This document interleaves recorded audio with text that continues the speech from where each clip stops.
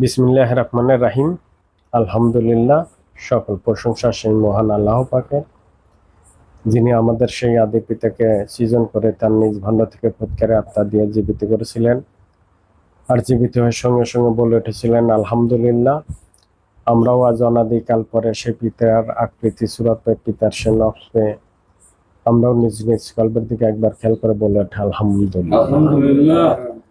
অতঃপর যে নবীন নবতে এসে আমরা হাজির হয়েছি, তিনজন বিশ্ব নবী এবং ইসলাম ধর্মের প্রচারকারী এবং প্রতিষ্ঠাকারী সেই নবীর সামনে একবার খাস দরুদ শরীফ পাঠ করি। আল্লাহুম্মা সাল্লি আলা সাইয়্যিদিনা মুহাম্মাদ। উপস্থিত ঈমান আনয়নকারী মুসল্লিগণ, তাদের মাধ্যমে সারা বিশ্বের মানব জাতিকে জানাই সালাম, আসসালামু আলাইকুম। ওয়ালাইকুম আসসালাম ওয়া রাহমাতুল্লাহ। আমি আদম নূরের বাণী সকল মানব জাতির কাছে পৌঁছা দিচ্ছি। আমি নফসের জাতে আদম, রব্বের জাতে আদম। আজ সোমবার, প্রত্যেক সোমবার এই আদম নূরের উদ্যোগে সাপ্তাহিক অনুষ্ঠান হয়।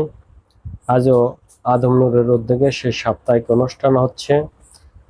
তো আমি আদম নূরের তরফ থেকে এই মানুষকে সেই সত্য জানানোর জন্য চেষ্টা করতেছি, যাতে এই মানুষ সেই আদম নূর যেরকম সত্যগুলো সারা বিশ্বের মানব জাতিকে দেখিয়েছে, বুঝাইছে, আমি ঠিক তার জ্ঞানের থেকে জ্ঞান নিয়ে, জ্ঞানপ্রাপ্ত হয়ে তার সকল সত্যর চেষ্টা করছি এই মানুষের কাছে পৌঁছা দেওয়ার জন্য।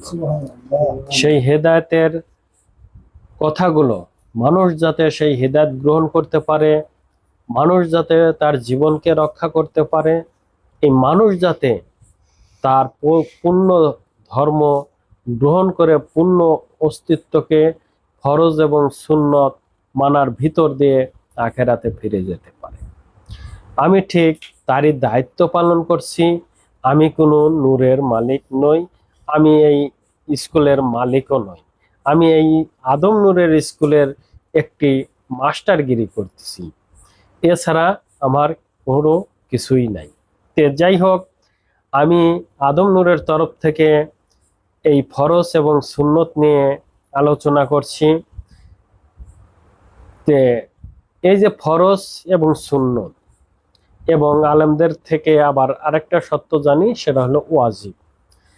তাহলে ফরজ এবং সুন্নত, ফরজ বলতে আমরা জানি আল্লাহর বাণী, নাকি? আমরা ফরজ সত্য বা ফরজ যেগুলো জানি সেটা হলো আল্লাহর বাণী, যেগুলো আল্লাহ আমাদেরকে বলেছেন, হুকুম দিয়েছেন, সেগুলো আমরা ফরজ হিসাবে জানি। এবং এই ফরজ সত্যের মূল কিতাব বা এই ফরজ সত্যের যিনি মালিক, তিনি হলেন দ্বীনি নূর। এই দ্বীনি নূর হলো ফরজ সত্যের মালিক, বা বিলায়েত নূর হলো সেই ফরজ সত্যের মালিক। এই দ্বীনি ধর্মের মূল কিতাব হলো এই আল কোরআন, নাকি? আর এরই হুকুম যেগুলো, সেটাই আমরা মনে করি যে এটা আল্লাহর বাণী, এজন্য ফরজ হুকুম বলে আমরা মেনে নিয়ে পথ চলি, নাকি? আর সুন্নত সত্য বা সুন্নতি হুকুম যেগুলো আমরা মনে করি, সেটা হলো যে নবীরা যাহা কিছু বলেছে, নবীদের যেগুলো করতে বলেছে, সেগুলো সুন্নতি হুকুম বা সুন্নতি সত্য। এছাড়া তার কিছু জানি না। এই সত্য কি, এটাও আমরা জানি নেই, বুঝি নেই। আদম নূরের মুর্শিদ এসে এই সত্য, ফরজ সত্য এবং সুন্নত সত্য বুঝিয়ে দেখিয়ে এই মানুষের চোখের সামনে এনে দাঁড় করিয়ে দিলেন, যাতে এই মানুষ বুঝে আনতে পারে, জ্ঞানে আনতে পারে, তাই না? তাহলে ফরজ হলো আল্লাহর সত্য, আর সুন্নত হলো নবীদের সত্য, ঠিক তো? এই দ্বীনি ধর্ম পূর্ণ ধর্ম, পূর্ণ ধর্ম না, পূর্ণ ধর্ম। এবং এই যুগের মানুষকে পূর্ণ মানব বলা হয়। এবং আরেকটাও কিছু বলা হয়, এই মানবদের, এই যুগের মানবকে আশরাফুল মাখলুকাতও বলা হয়। কেন বলা হয়? কেন বলা হয়? কারণ এই পৃথিবীর ভিতরে, মানে এই আশরাফুল মাখলুকাতের ভিতরে যাহা কিছু আছে, সকল কিছু এই মানবের ভিতর বাস করে। নাকি সকল কিছুই মানুষের ভিতরে বাস করে, এজন্যই মানুষকেও আশরাফুল মাখলুকাত বলা হয়। এখন এখানে যদি আমি বলি যে শুধু কি এই নবীদের সত্য নিয়েই আশরাফুল মাখলুকাত, না এখানে সে ফরজ সত্য নিয়েও আশরাফুল মাখলুকাত? শুধু একটা সত্য নিয়ে কি এই মানুষকে আশরাফুল মাখলুকাত বলা হলো, না এই সকল দুটা সত্য দিয়েই এই মানুষকে আশরাফুল মাখলুকাত বলা হলো? দুটা সত্য নিয়েই আশরাফুল মাখলুকাত বলা হলো। তাহলে অতীতের মানুষগুলো কিন্তু আশরাফুল মাখলুকাত ছিল না, না ছিল? না। ছিল না। তাহলে আমার মুর্শিদ পাকের একটি ভাই একটি ভিডিও ছাড়ছেন যে ফরজ হুকুম, সুন্নতের কোনো হুকুম এ যুগে চলবে না। আমার মুর্শিদ পিতা সঠিক বলেছেন, 100% ঠিক বলেছেন। আপনারা মনে করে দেখেন, যেখানে একজন চেয়ারম্যান কথা বলে সেখানে কোনো জনগণের কথা থাকে না, না চলে? না। যেখানে একজন এমপি কথা বলে সেখানে কি কোনো চেয়ারম্যানের জনগণের কথা চলে? চলে কি? না। চলে না। যেখানে একজন মিনিস্টার কথা বলে সেখানে কি এই এমপির কথা চলে? যেখানে একজন প্রধানমন্ত্রী কথা বলে সেখানে কোনো মন্ত্রী বা কোনো এমপির বা চেয়ারম্যানের কথা চলে? চলে না। তাহলে আপনি মনে করেন যে যেখানে একজন আলেম কথা বলে, ধর্মীয় বিষয় নিয়ে একজন আলেম কথা বলে, সেখানে কোনো জনগণের কোনো কথা চলে না। যেখানে একজন সত্যধারী কথা বলে, নবুয়তধারী রিসালতধারী একজন কথা বলে, সেখানে কোনো আলেম পীরের কোনো কথা চলে না, না চলে? না। যেখানে সেই আল্লাহ নূর, আদম নূর কথা বলে, সেখানে কোনো নবুয়তের কোনো পীরত্বর অলিত্বর কোনো কথাই চলে না, না চলে? না। তো এই যে নবীরাও বললো যে তোমরা পবিত্রতা হাসিল করো, পীররাও বলতেছে তোমরা পবিত্রতা নিয়ে চলো, মিথ্যা বলো না, অসৎ করো না, এগুলো তো সব ধর্মেই আছে, না শুধু ইসলাম ধর্মে আছে? না শুধু আদম নূরের মুর্শিদই বলছে, হিন্দু বৌদ্ধ খ্রিস্টান যত ধর্মই আছে প্রত্যেকটা ধর্মই এই উক্তিগুলো আছে যে তুমি হালাল কামাই করো, তুমি পবিত্রতা নিয়ে চলো, তোমার মুখের ভাষাকে ঠিক করো, জবানকে ঠিক করো, তোমার দৃষ্টিকে ঠিক করো, তোমার হাতকে ভালো করো, না আছে? না আছে তো? তাহলে এইগুলোও তো মুর্শিদ পাকে দিয়েছে। তাহলে মুর্শিদ পাকে তাদের তা হাওলাতি করে দিছে, না তারটা সেই দিছেন? তারটা সেই দিছেন, না এগুলো তাগের তা নিয়ে দিছেন? তাহলে এখানে বুঝতে হবে, জ্ঞানে আনতে হবে। যার জ্ঞান নাই, যার জ্ঞান নাই তাকে কি বলবো? ধরেন যে একজন 5 বা 6 পাস করলো, সেও তো এই MA ক্লাসে এই বইগুলো পড়তে পারে নাকি? তার ভিতরে কি সেই BA পাশের বা MA পাশের জ্ঞান আছে? আর যে একজন লেখাপড়া করে সেই BA পাশে পড়াশোনা করতে পরীক্ষা দিবে, তার তো ওই জ্ঞানগুলো আছে, না নাই? তাহলে যে ওই 6 পাস করছে তার জ্ঞান ওই 6 পাস পর্যন্তই, BA পাস পর্যন্ত তার জ্ঞান নাই, থাকারও কথা না। যখন একজন আলেম কথা বলে ওই পবিত্রতা নিয়েই কথা বলে, ওটা আলেমের কথা হয়ে যায়। যখন একজন নবী কথা বলে পবিত্রর কথাই বলে, ওটা নবুয়তের কথা হয়ে যায়। যখন একজন আদম নূর কথা বলে, আল্লাহর প্রতিনিধি কথা বলে, তখন ওটা আদম নূর আল্লাহর কথাই হয়ে যায়। ঠিক না ঠিক? সুবহানাল্লাহ। ঠিক তো? তাহলে আদম নূরের মুর্শিদ, আদম নূরের আল্লাহর তরফে প্রতিনিধি যে কথাগুলো বলেছেন সেটা সঠিক বলেছেন, সত্য বলেছেন, ফরজ হুকুম এই মানব জাতিকে দিয়েছেন। এই যারা হেদায়েত গ্রহণ করেছেন তাদেরকে যে হুকুমগুলো করেছেন তার হুকুমের ভিতর কি আমরা চলি? না। তার হুকুমের ভিতর কি চলি? চলি না, তা চলি। দেখেন এই যে আমি অনেক আগেও অনেক হয়তো একটা না দুইটা ভিডিও দিয়েছিলাম যে মুর্শিদ পাকের হুকুমত মানা আমাদের ফরজ হুকুম। হয়তো শুনেছেন, হয়তো শোনেন নাই। তো এই যে হুকুমত কি তিনি খালি বলছেন যে এই নবুয়তের হুকুম মানা যাবে না, তোমরা ফরজ হুকুম মানো, এটাই বলছে না আরো কিছুর ভিতর আছে? তোমরা 5 ওয়াক্ত সালাত আদায় করো, যদি কেউ না পড়ে তোমার পড়তে হবে। এখন দেখে অনেক ভাই পড়েন না, অনেক ভাই সেখানে নাই, তাহলে কি হুকুমটা মানা হলো? তুমি সব সময় তোমার স্বীয় রবকে বলে বলে কাজ করো। এটা হয়তো আমরা কেউ দেখি না, কিন্তু অনেক ভাই হয়তো মনে হয় এখানে নাই। তোমার স্বীয় দিনের ইবাদত করো, তোমার যখনই দেখো তুমি বলো, হে মালিক, এই যে আমি তোমার দিন দ্বারা দেখতেছি, আমি যাতে এই দিনকে ভালো করতে পারি। এটাও হয়তো মনে মনে বলা, তো হয়তো অনেক লোকই বলে, অনেক লোকই বলে না। তাহলে এই হুকুমগুলো কি আমরা মানি কি না? না। তাহলে আমরা সেই ফরজ হুকুম অমান্য করে চলছি, আর ফরজ হুকুমের মুর্শিদ দেখাইছে সেগুলো দাঁড় করিয়ে দেখাচ্ছি। আচ্ছা, মুর্শিদ পাক কি কোনো জায়গা বলেছেন যে এই যে আমি তোমার 4টা ফরজ দেখাইছি, এই 4টা নিয়েই তুমি পূর্ণ মানব? কোন জায়গা কি কোনো ভাই বলতে পারবেন যে আমাকে এই 4টা দিয়ে পূর্ণ করে দিয়েছেন, আমার আর কোনো নবতী সত্য বা এই অস্তিত্ব কোনো কিছুই লাগবে না?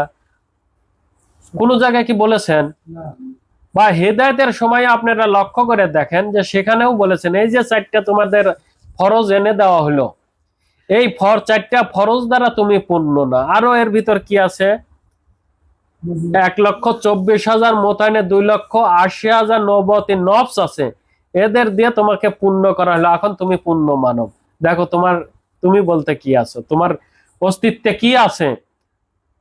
হয়তো অনেকেই বলতে পারেন নাই, বেশিরভাগ লোকই বলতে পারে নাই। তখন মুর্শিদ পাক বলছে, দেখো তোমার হাত আছে, পা আছে, চোখ আছে, মাথা আছে, কান আছে, এই সকল কিছুতে পূর্ণ মানব। না বলেন নাই? তাহলে এখানে কি বলা হলো? সুন্নত কি তিনি বাদ দিছেন, না এদেরকে ধরে রাখছেন?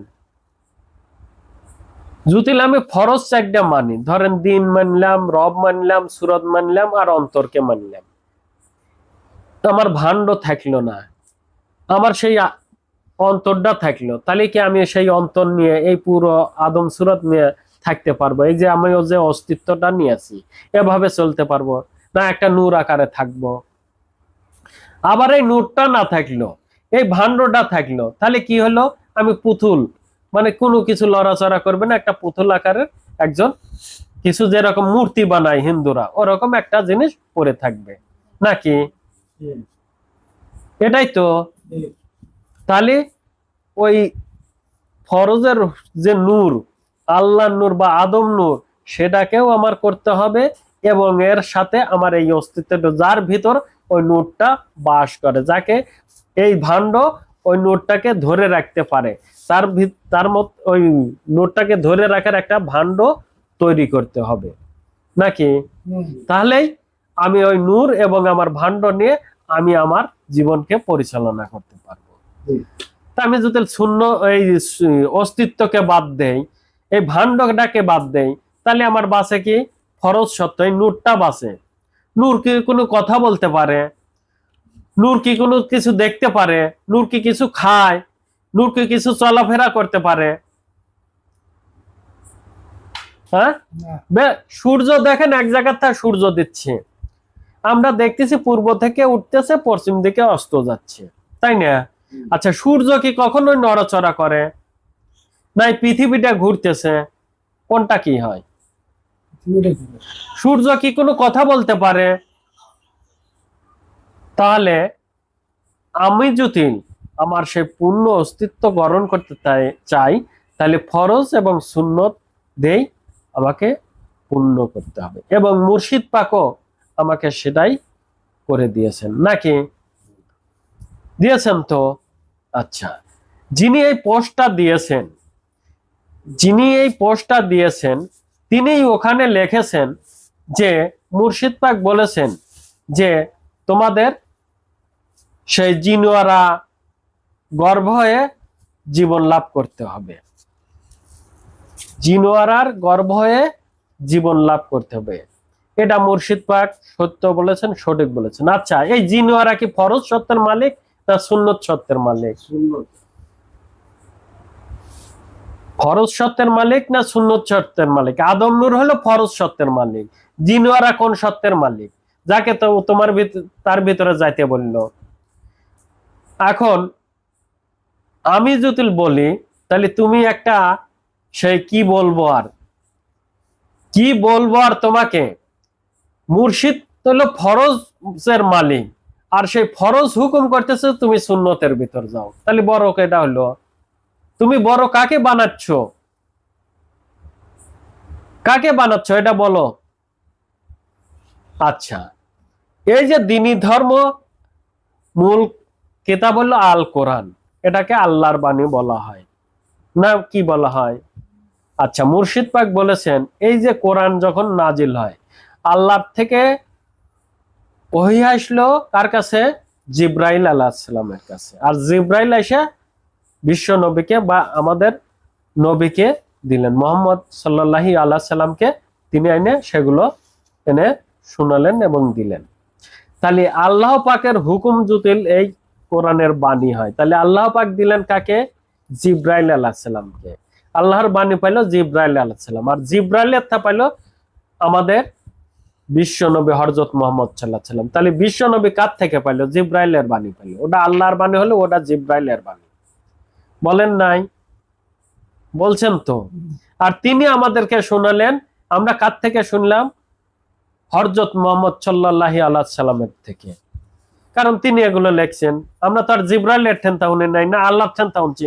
তাহলে এই কোরআন কেন আল্লাহর বাণী বলা হয়? এটা একটা প্রশ্ন রাখলাম আপনাদের কাছে। যেরকম আদম নূর আল্লাহর তরফের প্রতিনিধি, তিনি আল্লাহর তরফের খলিফা, তিনি আল্লাহর সকল কিছু আমাদের মাঝে বলেছেন নাকি? আমরা কি আল্লাহর কাছ থেকে কি শুনেছি, না আদম নূরের তরফ থেকে শুনেছি? আদম নূর যা দেখাইছে আমরা সেগুলোই করছি, আমরা কিন্তু আল্লাহর তরফের থেকে পাই না। যেরকম মুর্শিদ পাক একটা কথা বলেছেন যে তোমাদেরকে যদি কখনো বলা হয় যে তোমরা রব পাইছো কাঠঠেন থেকে, তোমরা কি বলবে? তোমরা দিন পেয়েছো কাঠঠেন থেকে, তোমরা কি বলবে? তোমরা সুরত পেয়েছো কাঠঠেন থেকে, তোমরা কি বলবে? তখন তোমরা বলবে যে আমি আদমের থেকে পেয়েছি, না কি বলছে ওখানে? এটাই তো বলছে। আর আদমকে যদি জিজ্ঞাসা করা হয় তখন সে কি উত্তর দিবে? আদমের যদি জিজ্ঞাসা করা হয় আদম কি উত্তর দিবে? আদম কি বলবে যে আমি আদমের থেকে পেয়েছি, না আদম বলবে যে আমি আল্লাহ থেকে পেয়েছি? কি বলবে? তাহলে আদম পেয়েছে আল্লাহ থেকে, আর আমরা পেয়েছি আদমের থেকে, নাকি? তাহলে আমরা যেটাই পোস্ট করি আমাদের জ্ঞানে বুঝে আনতে হবে আগে যে মুর্শিদ পাক যে কোনো কথা, যে কোনো বক্তব্য যেটা নিয়ে আলোচনা করেছেন, যেটা নিয়ে সে এই পৃথিবীকে বুঝাতে চেয়েছেন, এই মানুষকে বুঝাতে চেয়েছেন, ঠিক সেটার যা ভার গোপন তত্ত্ব যেটাই হোক, যা কিছু আছে তিনি ওইটার সম্পর্কে বলছেন, ওখানে আর কোনো সম্পর্ক নিয়ে বলেন নাই। না বলেছেন? বলেন নাই। তাহলে ঠিক এমনি ভাবে প্রত্যেকটা জায়গায় প্রত্যেকটা রকম বক্তব্য দিয়েছেন, যেটা যে সম্বন্ধে বক্তব্য দিয়েছেন ঠিক সেখানে যা মন্দ সেটা তুলে ধরেছেন, এবং সেখানে যেটা ভালো এবং সেটা যে সত্য সেখানে সত্যটা খাড়া করে দিয়েছেন, তাই নয় কি?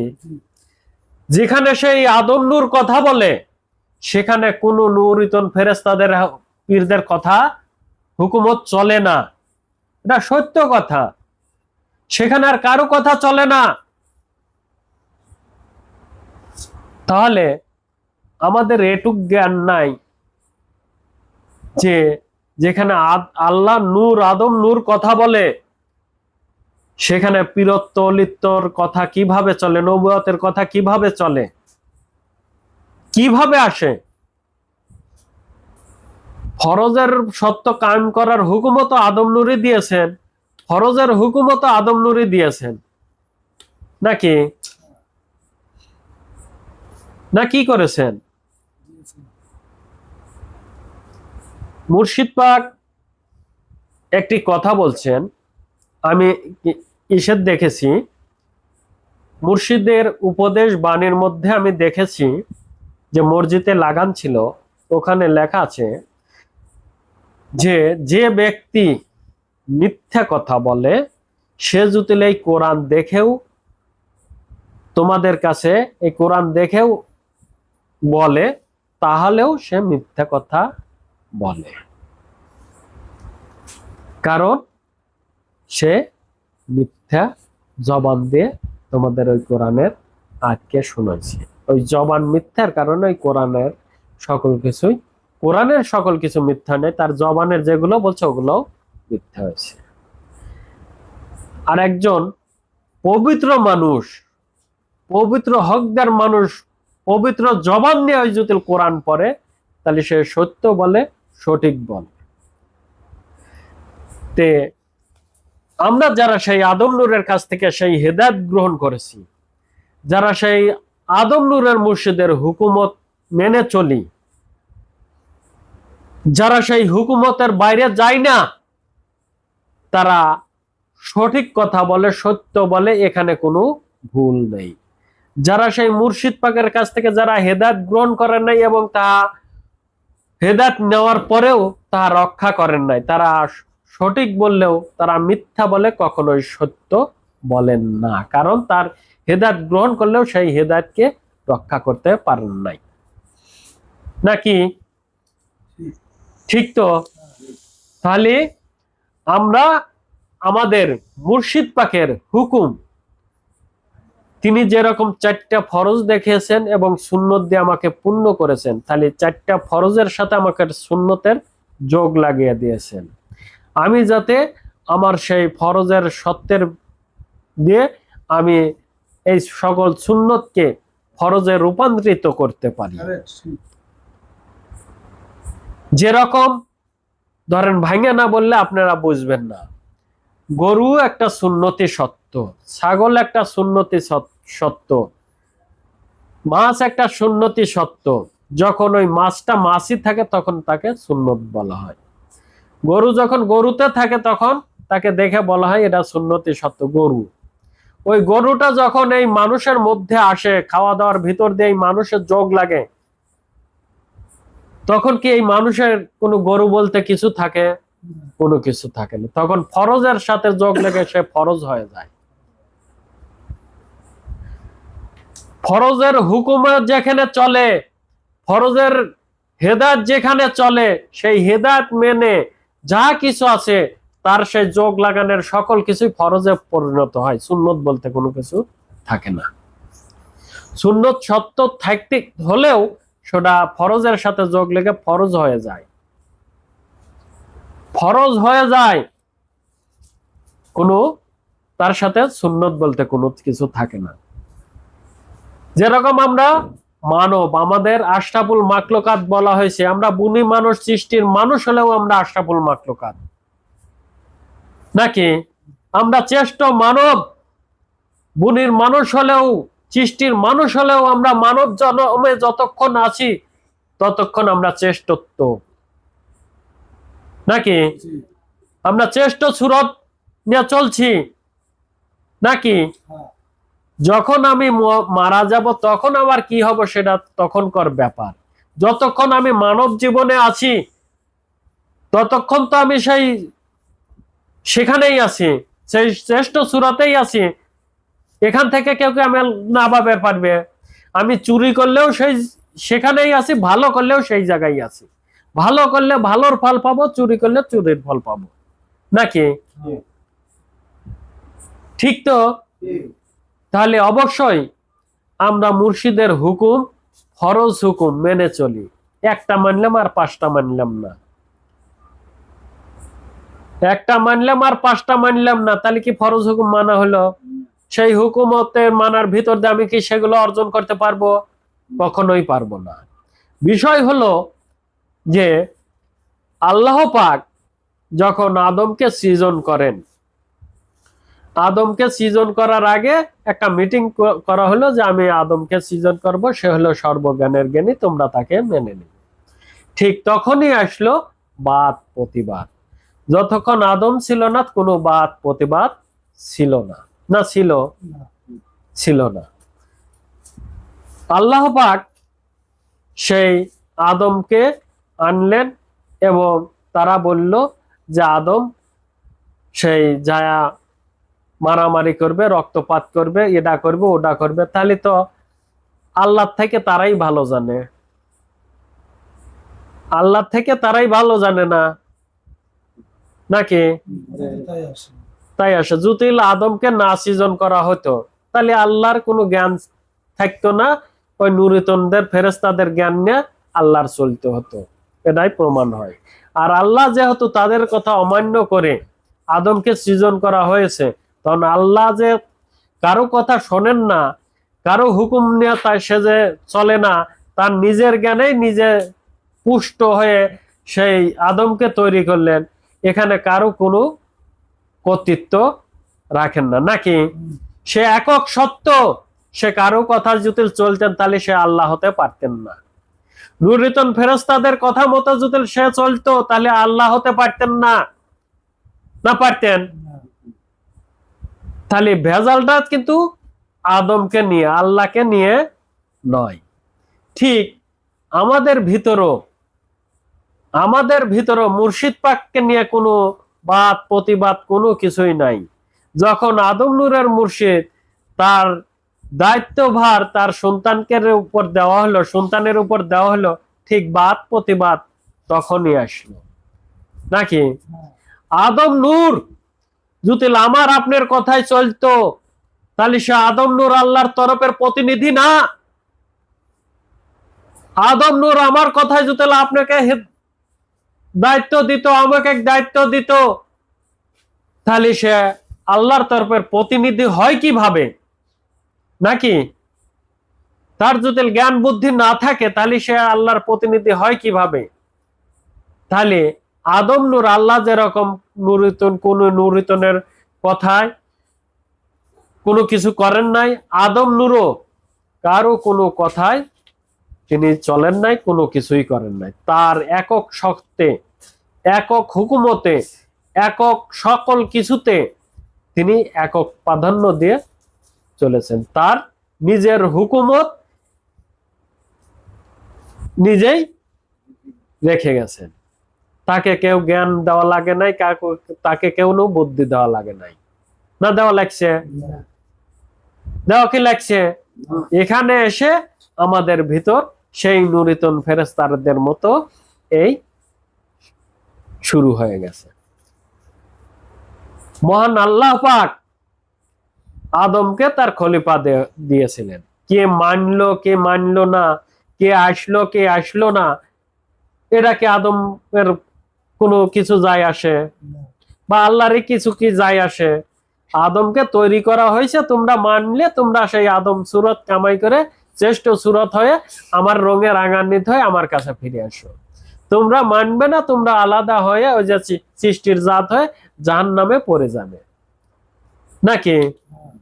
ঠিক তেমনি ভাবে আদম নূরও তার তরফের প্রতিনিধি রেখে গেছেন। আমি তার তরফ থেকে সেই প্রতিনিধিত্বর দায়িত্ব পালন করতেছি, আদম নূরের তরফের প্রতিনিধিত্ব পালন করতেছি। আমি কিন্তু আল্লাহর তরফের প্রতিনিধি নয়। আমি সেই আল্লাহর প্রতিনিধি, যিনি যাকে ঘোষণা করা হয়েছে আদমকে, সেই আদমের তরফের প্রতিনিধিত্ব আমি করতেছি। তিনি যে দায়িত্ব দিয়েছেন আমি সেগুলো এই মানুষকে জানাচ্ছি, বোঝাচ্ছি। এই মানুষ যাতে সেই আল্লাহর তরফের হেদায়েত গ্রহণ করতে পারে, সেই নিজেকে রক্ষা করতে পারে, তার যে হুকুমত, তার যে দায়িত্ব, সেটা আমার মুর্শিদ পিতা আমার কাছে রেখেছেন। আমি কেউ যদি আসে তাকে সেই দায়িত্ব এবং সেই পথে রচনা করে দিচ্ছি, যাতে সে তার জীবনকে রক্ষা করতে পারে, সে তার জীবনকে দোজখের আগুন থেকে বাঁচাতে পারে, সে যাতে আদম সুরত কামাই করে আল্লাহর কাছে ফিরে যেতে পারে। আমাকে দায়িত্ব দেওয়া হয়েছে আমি যাতে তার তরফ হয়ে এই সত্যগুলো সারা বিশ্বের মানব জাতিকে জানাতে থাকি, বোঝাতে থাকি। কে আসবে কে না আসবে এটা কিন্তু আমাকে বলে নাই যে তুমি 1 কোটি লোক পাবে, এরা তোমাকে টাকা দিবে আর তুমি সেই টাকা নিয়ে চলবে। এরা কি বলছে? কখনোই বলে নাই, কখনোই বলে নাই। আমাকে দায়িত্ব দেওয়া হয়েছে যে কে আসলো কে না আসলো, যে তোমার কাছে সেই হেদায়েত নিবে, তুমি বিনে দ্বিধায় কোনো শর্ত আরোপ ছাড়াই তাকে সেই হেদায়েত দান করো। এখানে কোনো টাকা পয়সার কোনো লেনদেন চলবে না। যেরকম আদম নূরের মুর্শিদ করেছেন, কাউকে কি বলেছেন যে এই হেদায়েত দিতে তোমার 5 কোটি টাকা দেওয়া লাগবে, 1 লাখ টাকা দেওয়া লাগবে, এরকম কি বলেছেন? আমি যাদেরকে হেদায়েত দিয়েছি মুর্শিদ পাকের হুকুমত বলে, আমি কি কাউকে বলেছি যে আপনারা 5 লাখ টাকা দেন, 1 লাখ টাকা দেন, এরকম কি কাউকে বলেছি? তাহলে অবশ্যই এই হেদায়েত আল্লাহর তরফের হেদায়েত। এই হেদায়েত বিনির্দ্বিধায় যদি কেউ চায়, পালন করতে চায়, সেই জাতের শামিল হতে চায়, আদম নূরের দায়িত্ব তাকে তুলে দেওয়া, তাই নয় কি? ঠিক তেমনি ভাবে আদম নূরের মুর্শিদ তিনি যখন চলে গেছেন, তার দায়িত্বভার আমার উপর দিয়ে, আমার ঠিক তাই যে আমি তাকে সেই সঠিক পথে তুলে দেওয়া আমার কাজ।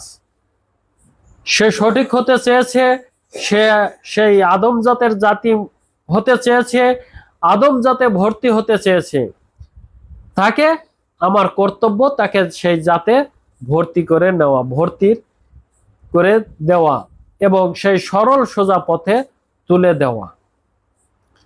আর সেই হুকুমগুলো তাকে বুঝা দেওয়া, তার স্বীয় কিতাব ভাগ্য লিপি তাকে শুনে দেওয়া, বুঝিয়ে দেওয়া যে এইভাবে এগুলো করতে হবে। এটুকুই আমার দায়িত্ব। সে কয় টাকা দিবে কি না দিবে, কে দিল কি না দিল, এই দেখার দায়িত্ব আমাকে দেন নাই। দিলি দিল, না দিলি না দিল। এখন এই নিয়ে যারা কথা বলতেছেন বা যারা এগুলোকে নিয়ে এলোমেলো করতেছেন, আমি তাদেরকেই বলতে চাই, অনেকেই এটা পারেন ওটা পারেন, আমি বলতে চাই আপনাদের কি মুর্শিদ পাক হুকুম দিয়েছেন যে হেই হেদায়েত দাও? দিয়েছেন কি? তাহলে আপনারা কেন সেই হেদায়েত দিচ্ছেন? তাহলে কি এটা কি সেই ফরজ হুকুম মান্য করা হলো না অমান্য করা হলো? আচ্ছা, যার উপর দায়িত্ব মুর্শিদ পাক দিলেন, তাকে যদি অপমান করি, তাকে যদি আমরা না মানি, তাহলে কি মুর্শিদ পাকের হুকুমটা মান্য করা হলো না অমান্য করা হলো? ফরজ হুকুম মান্য করা হলো না অমান্য করা হলো?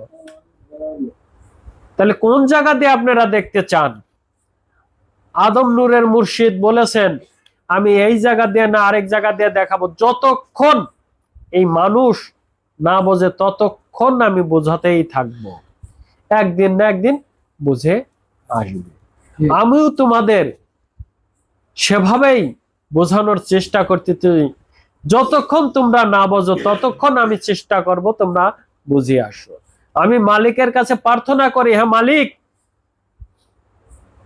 তুমি চলে যাওয়ার পর থেকে তোমার সেই হেদায়েতি সন্তানরা যারা এলোমেলো করে চলছে, এটা থুয়ে ওটা, ওটা থুয়ে ওটা করছে, তাদেরকে জ্ঞানে বুঝে এনে দাও, তারা যাতে সেই ভুলগুলোয় না যায়, তারা যাতে সংশোধন হতে পারে, সেই জ্ঞান বুদ্ধি তাদেরকে দান করো মালিক। তোমরা যে বলছো মুর্শিদ পাক তো বলেছেন যে আমার এই জায়গা আমার নামেই থাকবে, তোমরা কেন বলো যে এই জায়গা ওয়াকফ করে দাও, লিখে দাও? কেন? এটা কি মুর্শিদ পাকের হুকুম? হুকুম নাকি? তাহলে তোমরা কেন বলো আমরা না দিলেই তোমাদের কাছে খারাপ আর দিলেই ভালো? কারণটা কি? দিলেই তোমরা মানবে আর না দিলেই তোমরা মানবে না, এটা কি বোঝায়? বিশ্ববাসী কি বোঝে না? মানুষ কি বোঝে না? আসলে আমরা সঠিক পথে চলি, সত্য মেনে নিয়ে সত্য হুকুম পালন করি।